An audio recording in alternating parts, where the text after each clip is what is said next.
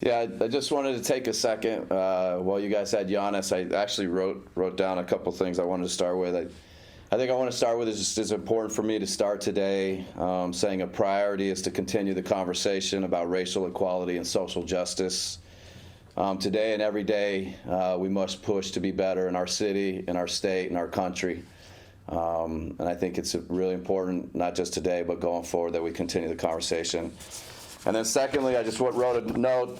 I'd like to give credit to the commissioner, Adam Silver, and the entire group at the NBA for leading us to this day in the midst of the pandemic. They have done as much as possible and will continue going forward to put the players, coaches, and staff in a safe environment, limiting as much as possible our risk.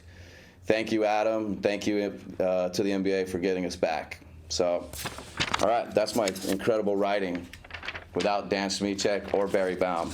Okay, what you guys got? Matt Velasquez, we'll start with you. All right, Bud, how's it going? Oh, I'm just dandy. Just kind of now you'll be able to get back in the gym and be with the guys. What's the kind of feeling like as you get back into maybe some sort of rhythm and kind of what are you seeing and hearing as you kind of work with guys on a day-to-day basis? Yeah, I mean, I think this group, continues to have great focus, their work ethic, and today is an important day, but, I think the work that they've been doing, really the entire time for this hiatus and during this pandemic has, I may not have been able to talk to them face to face or different things like that, but the communication has been super high with me and them, with the staff and them, just everywhere. So today is important, but there's been a ton of good work, a ton of good energy.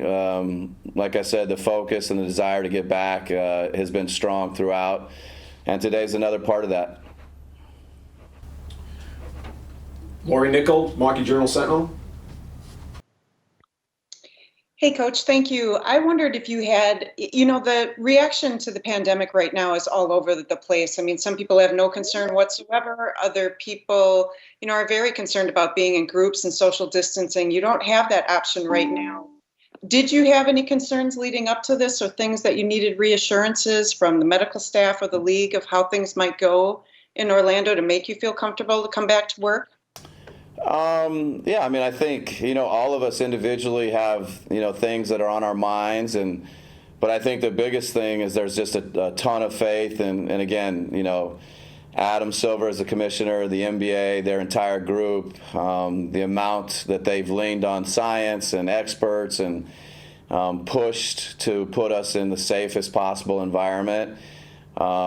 Just put a lot of faith in the work of the NBA. And certainly we're motivated and excited about going back and playing. So between the faith in the NBA and our excitement to play, most or all of my concerns are in a good place, and I'm ready to go.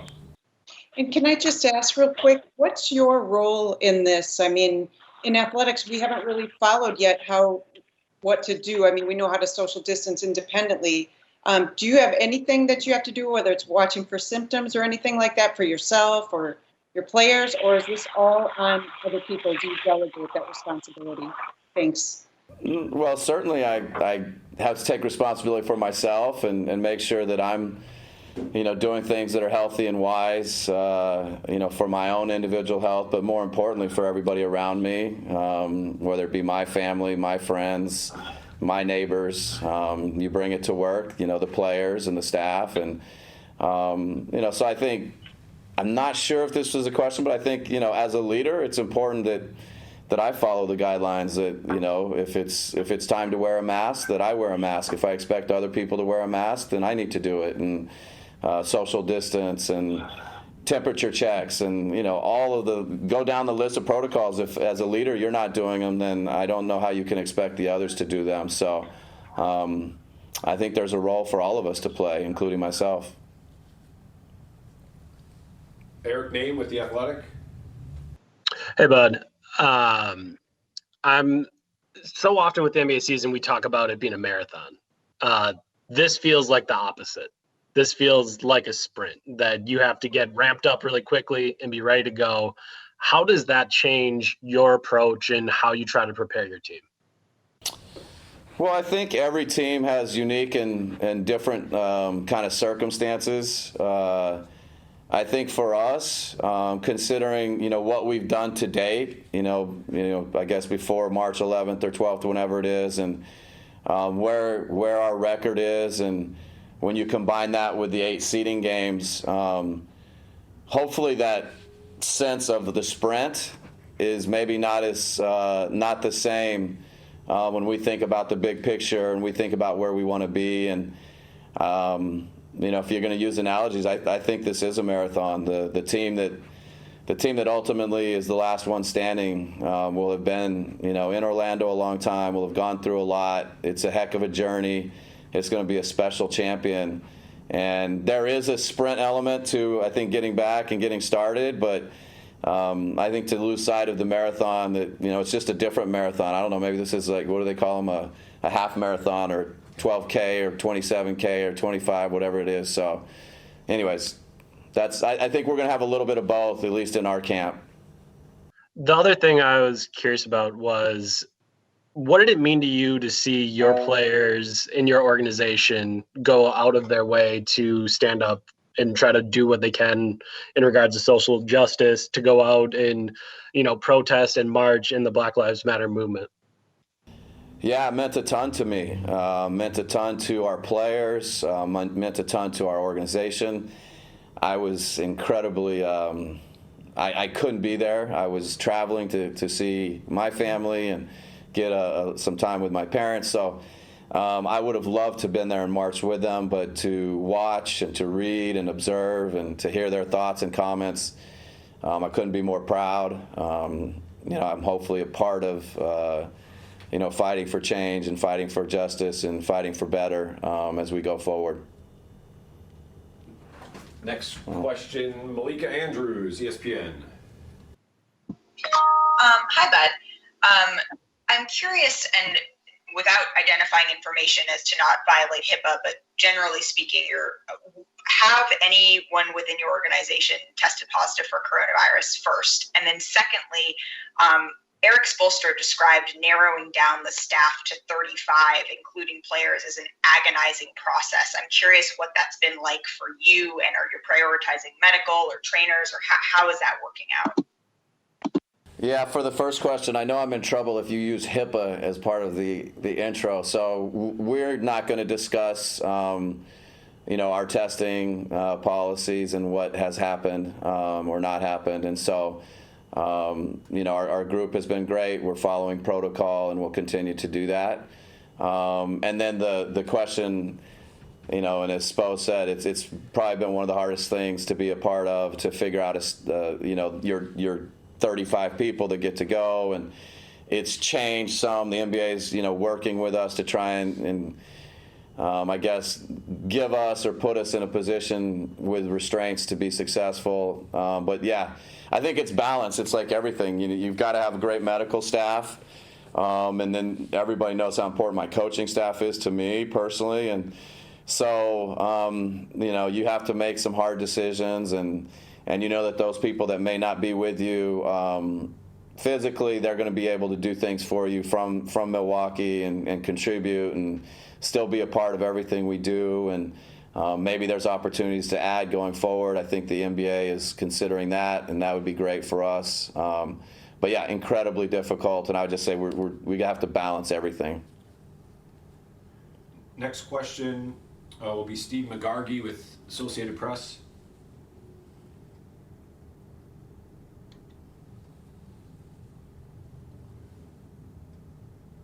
Steve, are you there? Steve McGargy, AP.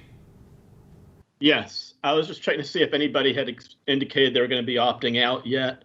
And also, I was just wondering, the compressed season, the idea that somebody could test positive at any point, just how much more important is depth going to be in this type of season versus any other postseason run? Or do you think it's going to make a difference just with all the different factors into play? Yeah, we fully expect all of our players to be with us. And, having said that, we fully support our players 100%. with any decision and whatever it is that's they have. But we fully expect everybody to be with us. And then the question, the depth, I think no matter the circumstances, no matter what playoff, historically, or now this one and what's going to be, historic opportunity in a different way, depth is always crucial to success in our eyes. And we've tried to build a roster with great depth, with great versatility. We feel incredibly good about the quality of our roster, and hopefully that's something that plays out for us in our favor.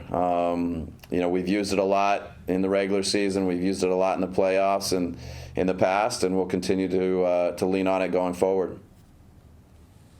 Next question, Stephanie Sutton, WISN Television. Hi, Coach. Hope you're doing okay. And speaking of that, in health, is the silver lining to the pandemic the fact that your players were able to get healthy over the last few months? That's part one of my question. And then part two would be, do you guys feel like you've lost some momentum because you're doing so well? You guys were so hot until the pandemic's, hit. And then as you resume the season, do you feel like you've lost some momentum going into the season coming up here at the end of July?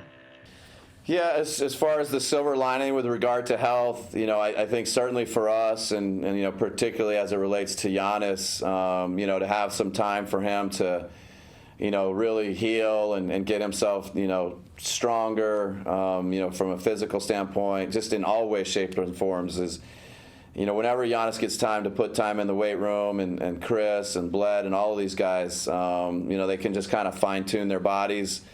I think, it's a silver lining for sure, but you have to take that and give it to every other team too, that has probably had a chance to get healthy. But I think the work that our guys have put in, I certainly have been impressed with, so hopefully maybe we've taken even greater advantage of the silver lining. And then the second question about momentum, I think just generally speaking, we try to be really balanced and really just kind of have a same approach every day. We've had some times when we've lost 2 or 3 games in a row and we don't change a lot, and we've won some 10, 12 games in a row and our approach doesn't change. So I think momentum, while it's real and can happen, it's not something we think or talk about, and we're just excited to get back and get working and playing and participating in the playoffs. Tim Van Voren, WITI Television. Hello, Mike. You mentioned your coaching staff earlier and how important they are to you. Those guys are to you. I know you value relationships, and I'm curious, as a coach, how this time apart has affected relationships with your players and your staff, and how you anticipate all the time together coming up will affect those relationships as well. Yeah, I mean, it's certainly been different for all of us, just like it's been different for everybody in the world. So, but I think when you're really close and you have deep and meaningful relationships, you find ways to stay connected. And so whether it's Zoom calls or team meetings or texting and phone calls, we certainly have been able to, both with the staff and with the players, I think keep a really high degree of connectivity and just continue to foster those relationships that I think make us, or make a difference for us when we're playing, when we are together. And now you put going to Orlando and being together on the campus for what we hope is a really long time. We're certainly going to have a lot of meals together. We're going to do everything together, and I think that the relationships can grow and become even deeper, and we're excited about that. Hopefully there's not too many brotherly fights and that type of stuff, but we'll probably see a little of everything. Scott Davis with Insider Sports. Hey, Coach, can you hear me? I was wondering, in the bubble, do you have any concerns or any plans of how to keep players sort of engaged, time with their family members and go deep into the playoffs?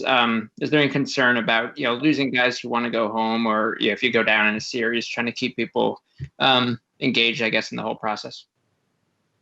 Well, I think certainly, the engagement or the focus of our players is one of, something we talk a lot about and has been at a really high level. So, but, we're coaches, so we worry about everything and we try and think about everything. And, so I think, in advance of going to Orlando, we're thinking of ideas how we can keep them engaged and keep them, mentally in a good place, whether it be being away from families or when adversity hits and, something doesn't go your way, whether it's, in a game or in a series, and how you continue to focus on, what makes us hopefully really good. And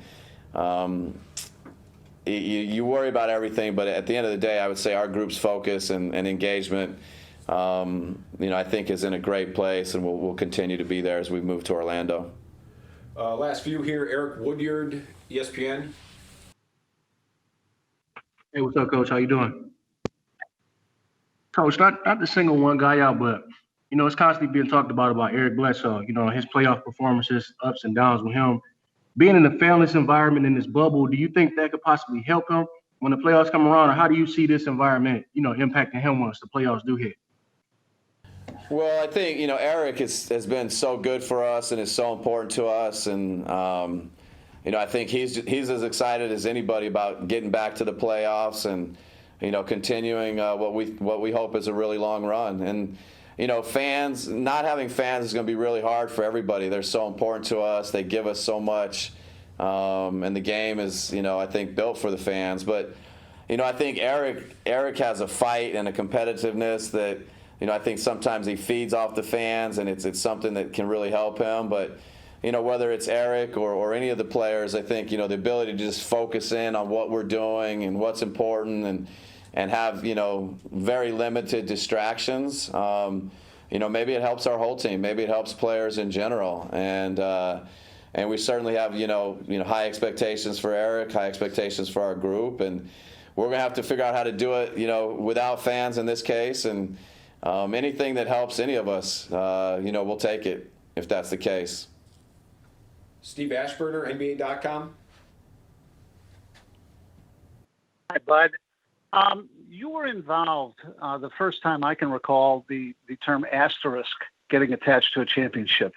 And now we're facing a situation where the eventual champion could benefit from the opponent's best player feeling healthy but being sat out for a whole series if with a positive test in the quarantine.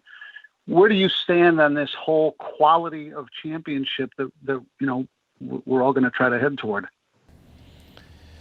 Well, I think I feel like it's been said by others, and I would put myself in the camp that I feel like the champion from this, experience from this season, I think is going to be more worthy and probably more special than any champion. And every year there's things that, I guess in theory make it easier to be the champion. And every year I think there are things in reality that make it more difficult to be the champion. And usually the things that make it more difficult far outweigh anything that makes it less or easier, if that's even the right word.